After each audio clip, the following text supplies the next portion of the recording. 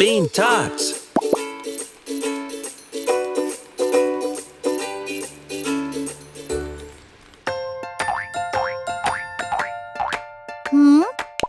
Dah siap. Nuri buat apa tu? Makan gula-gula sorang-sorang je ke? Mesti sedap ni. Saya pun nak. Tori. Ini bukan gula-gula. Saya tengah buat rumah untuk keluarga Itik ni. Oh, macam tu rupanya. Ayah Itik, ibu Itik, bayi Itik, keluarga Itik semua dah berkumpul. Betul tu. Comel kan? Jom kita buat rumah untuk keluarga Itik berehat. Baik, jom buat rumah sama-sama. Kalau saya sambungkan bola-bola warna kesukaan saya dengan batang panjang ni, tak dah. Wah, dah jadi segi 4 warna-warni. Saya pun nak cuba.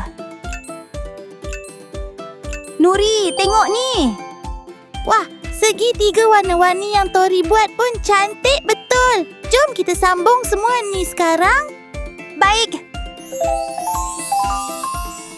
Rumah dah siap. Buat pakai warna pelangi lagi cantik. Betul tu. Keluarga Itik mesti suka juga. Jom kita tunjuk rumah ni kat keluarga Itik. Baik. Ayah Itik masuk. Ibu Itik pun masuk. Bayi Itik pun ikut ayah dengan ibu masuk rumah. Alamak, sejuknya. Hujanlah. Hujan makin lebat ni.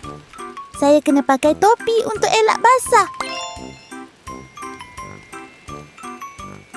Tori, mari sini. Nanti basah.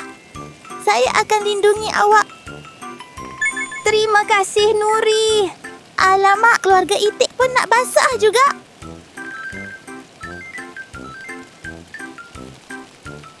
Nuri, nanti selsema kalau kena hujan lama-lama. Jom masuk rumah sekarang. Baik, Ibu.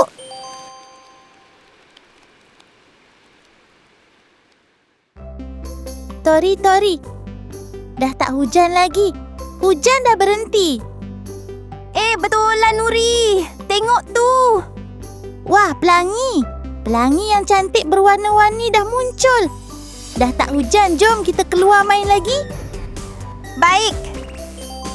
Hahaha.